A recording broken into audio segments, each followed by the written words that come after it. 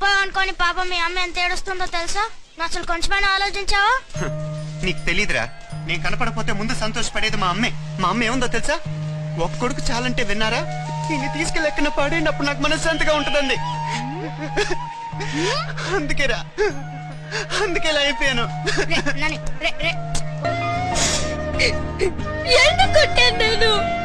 పగిలిన గాజు పీకు నీకు చేతిలో గుచ్చుకుని రక్తరాకుడుతున్నా కదా కొట్టాను. ఎందుకు తిట్టాను నేను? కరెంట్లో చేయబడితే షాక్ కొడుతున్నారే కదా తిట్టాను. ఆ మాత్రం దానికి నువ్వు అమ్మని వదిలిపెట్టి పారిపోతావా? ఆ రోజు కోపంలో ఒక్క పిల్లడు చాలంటే నా మాట విన్నారా అని నోరు జారి అనేసాను. ఇప్పుడది నిజమైపోయేలాగా ఉంది.